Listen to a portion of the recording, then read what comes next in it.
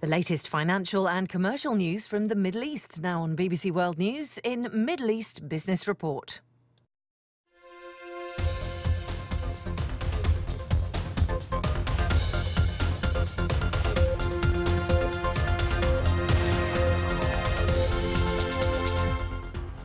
Hello and welcome to Middle East Business Report. I'm Desley Humphrey. Well, 3 years on from the revolution that inspired the entire region, Tunisia is a comparable success story. They recently signed a constitution and are progressing towards full democracy with elections scheduled later this year. But the country is still struggling with 15% unemployment, nearly half of whom are young people, a large budget deficit and the crony capitalist system fostered by the autocratic leader Zine Al Abidine Ben Ali is still in place. The interim government is in the middle of economic dialogue to launch reforms. So what's being discussed? We speak to the country's finance minister and other power brokers to find out. Also on the programme, porous borders, how cheap Libyan oil is fueling the informal trade. Now customs are disturbing our business. There is no other job for me. A whole region has been neglected. Game on. Can Tunisian gamers realise their digital dreams? The MENA region market plays a lot of games. For example, in Tunis, we have more than 40% of the population who have an account on Facebook, and more than 50% of these people plays games. So the potential of this region is completely huge. And do Queen Dido and the ancient Phoenicians hold the key to Tunisia's future?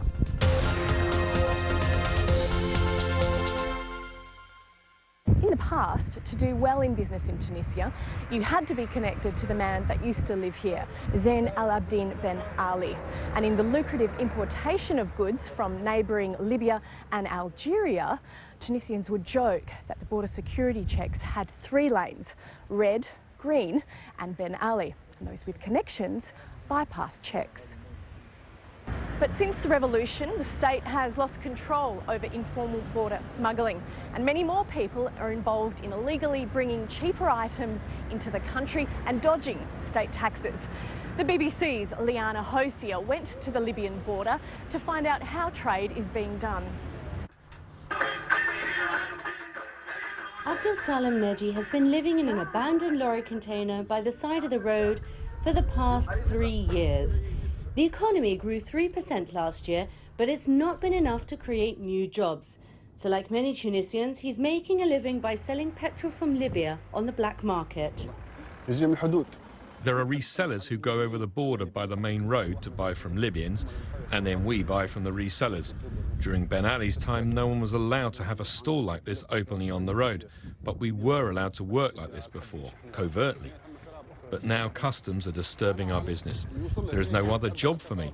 A whole region has been neglected. My father, my grandfather, and I have all worked in this cross-border trade. Libyan petrol is suitable for me. It works with my Mitsubishi. Sometimes I can make 6 Tunisian dinars profit per day by using Libyan oil. That's the difference in buying my oil here instead of at the petrol station. If the trade stops, I'll try and get rid of this car, as it will no longer be profitable. Petrol in Libya is amongst the cheapest in the world because it's heavily subsidised. There's so much being smuggled out and sold abroad that the Libyan government say it's affecting national security. But it's not just petrol. There are high tariffs on many goods in Tunisia, so it's profitable to bring everything from food to white goods in from across the border. According to an upcoming World Bank report, certain goods in Tunisia were taxed heavily by the former leader Ben Ali, making trade very costly for anyone but his favoured companies who would be exempt from these taxes. The system created monopolies and an informal sector. This man, who wishes to remain anonymous, told me how he used to smuggle goods from Libya. I brought over some furniture and other household goods, but since the revolution in Libya, I stopped for security reasons. I'm a local government employee, but my monthly salary is only 350 Tunisian dinars, or $200, and it's not enough to support my family. When you do a trip or 2 per week, you can make roughly $150 more. There are many people who are working in offices and doing weekend smuggling trips. My salary has improved a little since the revolution, but with the value of the currency falling, I don't feel it. If the situation gets more stable in Libya, maybe I'll go back. Who's not ambitious? As Tunisia's World Bank country director explains, the government has now made it a priority to stamp out this trade. Informal trade losses for government coffers accounts for about $750 million, according to estimates, and this is very vague, or 1.2 billion Tunisian dinars. This is a significant amount of money, of lost revenue for Tunisia, especially during a transition period such as this one. I'm in the border town of Ben Gardan, just 30 kilometers from Libya. And this is the main hub of trade. This Libyan souk is the biggest in Tunisia. But over half of all the trade between Libya and Tunisia is informal, according to the World Bank. The government want to crack down, but in this border region, it's one of the main sources of employment. The local government representative of the Tunisian Business Confederation says that the authorities have never been successful in stopping the informal trade because they are not tackling its root causes. We need regional development, as there hasn't been any until now, and then we'll have more jobs. There needs to be private sector investment to create these jobs. But the private sector won't invest unless there are industrial zones equipped with good infrastructure, which there aren't at the moment. We suggested to the Prime Minister to declare Ben Gouarden a free trade zone and for infrastructure and legal reforms. We're still using laws from 1902. There was a revolution, yes, but we need an administrative revolution. Whether the government will move against powerful monopolies who flourished under the former regime by reforming taxes and allowing more competition will be the real test of their promises for economic change. Liana Hosea reporting there. Well, analysts in Tunisia say the key to economic growth and job creation is the private sector. But what's it like for entrepreneurs and what challenges remain? Walid Sultan Mitni is the head of the country's first digital gaming company, and he says that initially the banks didn't want to lend him any money. Sultan Midani, the founder of Digital Mania. We are pioneer in Tunisia about video game production. We started this venture in 2011, 3 years ago, and it was just before the revolution, so things went a little bit harsh in the beginning, but now we are doing well. We are 12 guys, and we developed already 33 games. 3 of them are our own production, and 30 of them are made for third-party companies. Our own production, the first one, it's about corruption and to make sensibilization about corruption. The second one was called Tunis 2050, and it shows how Tunis can be in 2050 with flying cars, with the robots, and with a very clean city. The MENA region market plays a lot of games. For example, in Tunis, we have more than 40% of the population who have an account on Facebook, and more than 50% of these people plays games. So the potential of this region is completely huge. Of course, there is a lot of problems and issues on this market due to the fact that a lot of countries don't have international credit cards, so customers cannot buy our games. And of course, because of internet penetration, because of lack of very nice smartphones everywhere. So it's, it's a growing market, but it's not really a major one. We were the first ones trying to do games in Tunisia, so we had 3 kinds of challenges. The first one was the skills, because there is no schools about video game production and development in Tunisia. The second challenge was access to finance, because in the beginning also no one wanted to follow and to invest in this kind of things. And the third one was the access to market, because you have to understand that, for example, Facebook or Google, they don't interact with a lot of countries in the world for paid content. For example, here in Tunisia, when we develop a game and there is a paid content on it, we cannot put it online on Facebook or Google due to a lot of issues, VAT,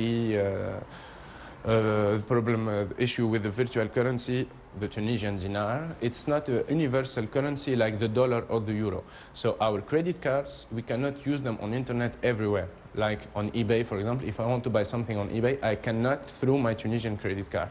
And this is a big issue with the government and with the central bank. But we are working very hard with the government today for making professionals like us working in the virtual economy to have access to this kind of services, because it's very important, and the revenues that can be generated from this will be really, really huge. Walid Sultan Mitni, the CEO and founder of Digital Mania. Right, well, let's take a look now at what's making business headlines this month around the rest of the region.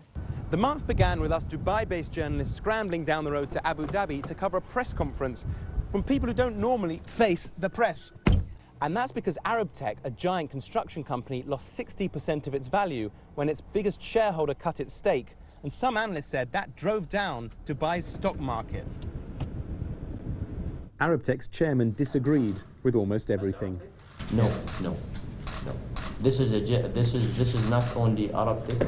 I think all the stock market came down, and there is a lot of political things happening in the Middle East and other things. I don't think, I disagree with you that Arab Tech behind all this crash in the Middle East and the stock market in Dubai and Abu Dhabi. The outlook was far more positive for neighbouring Saudi Arabia's stock market. The government says it will now accept direct foreign investment. Wealth managers lick their lips. It opens up a huge number of new companies. The growth in Saudi Arabia is spectacular. Across the border from Saudi Arabia, unmanned drones will now protect the oil interests of its neighbour Iraq by flying over infrastructure in the south. Oil production there remained unaffected by the heavy fighting in the north. But fellow OPEC member Libya's production is at a quarter of post-Civil War levels. Tripoli's airport came under attack and was closed down. Meanwhile, 5,000 kilometres away here in Dubai, passengers took the world's shortest Airbus A380 flight for the first time. There was barely enough time to serve the tea on the 1-hour 45-minute commercial Emirates flight to Kuwait aboard the world's largest passenger airline. Cancelled flights in Tel Aviv were the latest casualty to Israel's economy during its conflict with Hamas. Purchasing of goods and services have halved in the country, and tourism has dried up, leaving Israel's sovereign credit rating in danger of being cut. In Gaza, dozens of factories and houses were bombed. Even before the attacks began, there was almost 50% unemployment, and Gaza's crucial construction industry was hindered by Israeli restrictions on imports. Economists predict an economic crisis will follow its humanitarian one. And finally, in Dubai, another month, another record-breaking project. This one announced by Dubai Holdings, owned by Dubai's ruler. In a few years, expect 48 million square feet of air-conditioned commercial space with hotels, a theme park, malls, theatres and a cosmetic treatment centre. Right, well, it's time for us to take a quick break. But when we come back, we'll be looking at what's on the government's agenda for economic reform, and we'll be speaking to some of the country's main power players and looking at what they're asking for.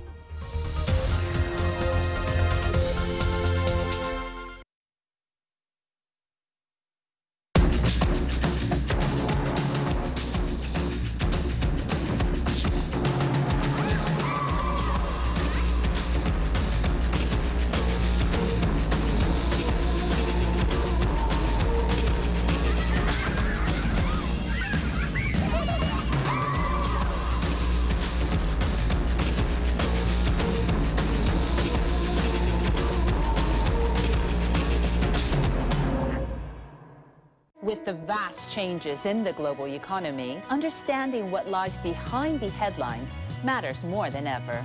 Talking Business with me, Linda Yu, examines the trends that are reshaping our world. We focus on what those changes mean for our everyday lives through insightful discussions, distinctive films, and interviews with key personalities at work and at play. Join me each week to talk business on BBC World News.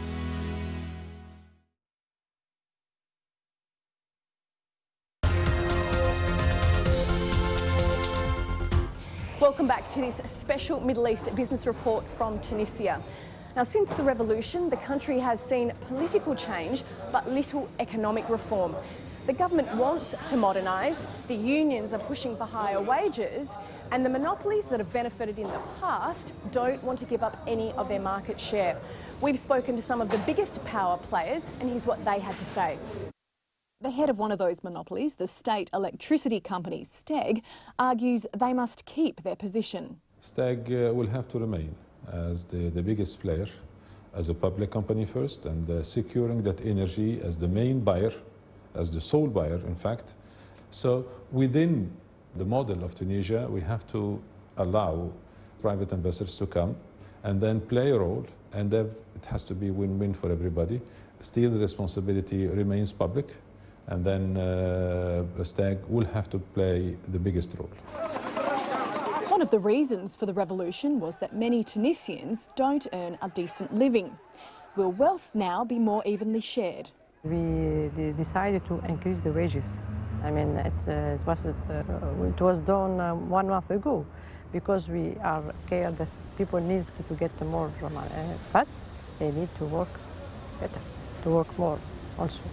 And for the subsidies, we should get a program how to reduce, and of course we have to protect people, I mean, that they don't have a lot of money.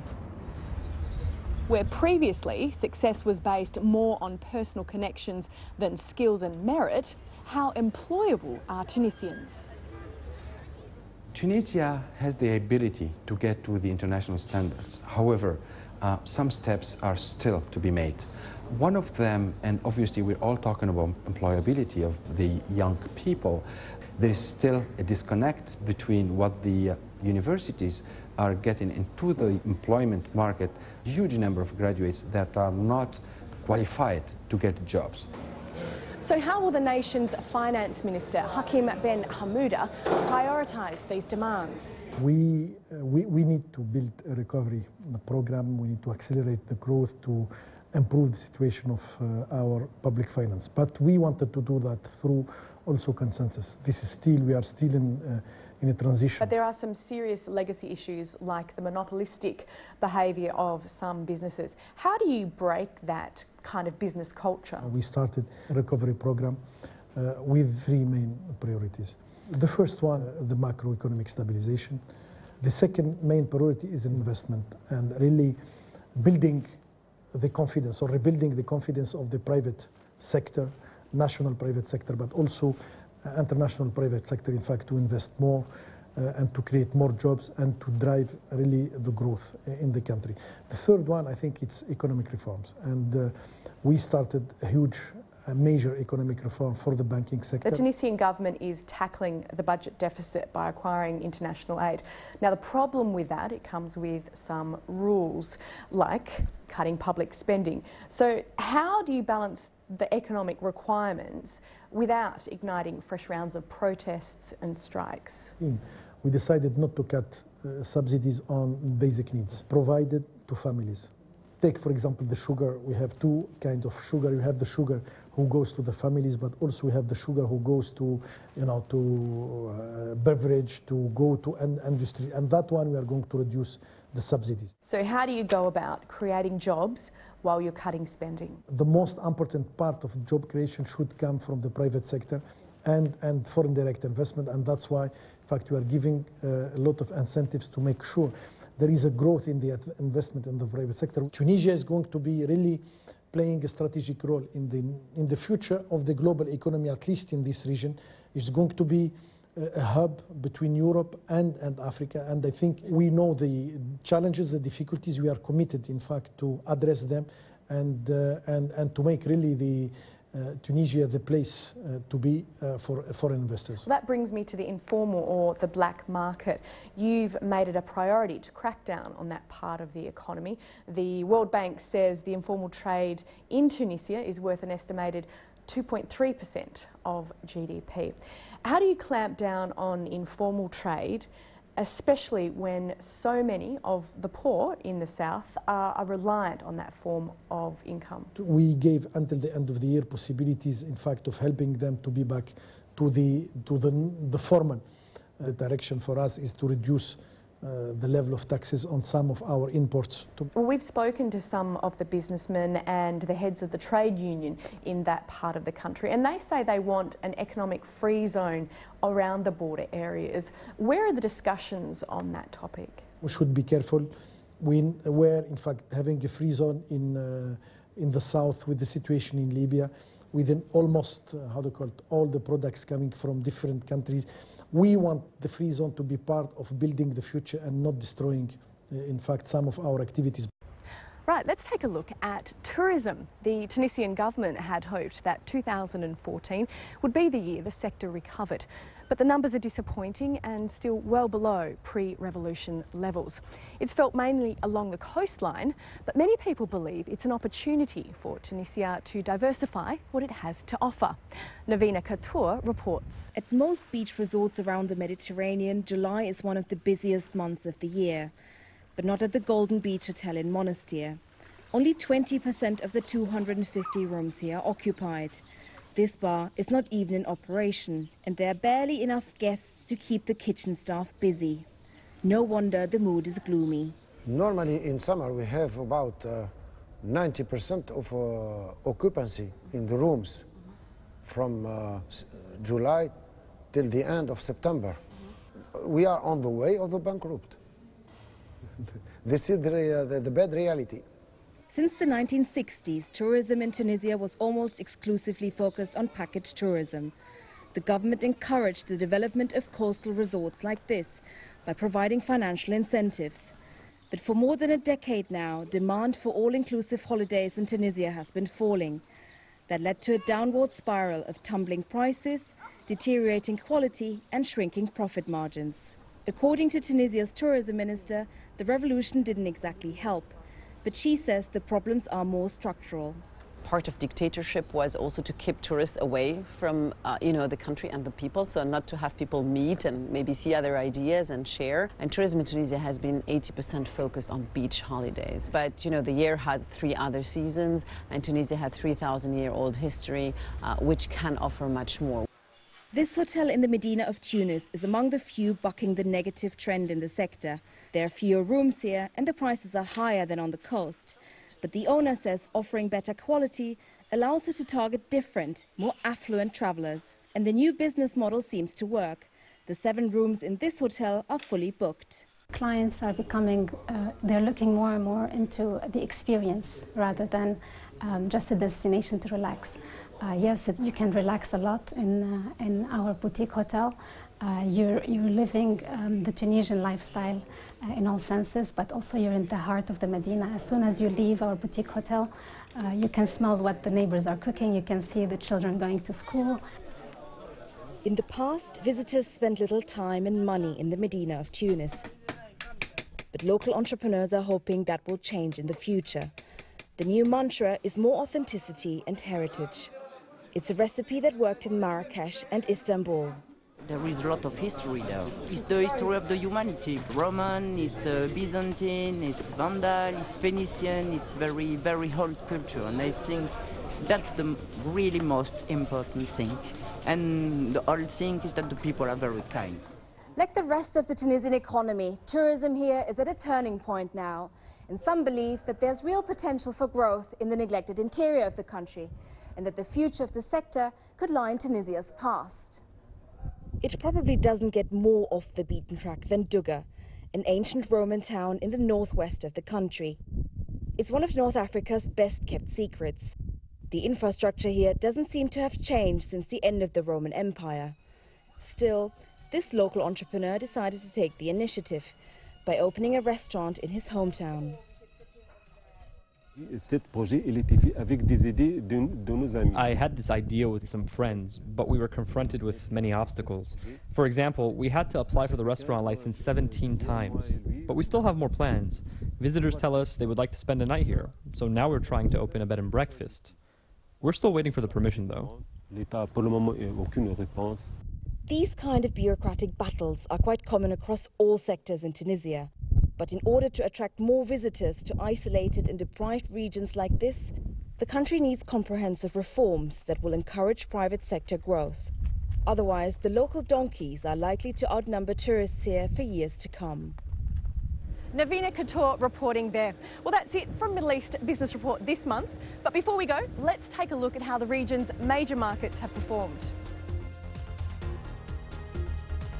From me, Desley Humphrey, and the rest of the team, thanks for watching and goodbye from Tunisia.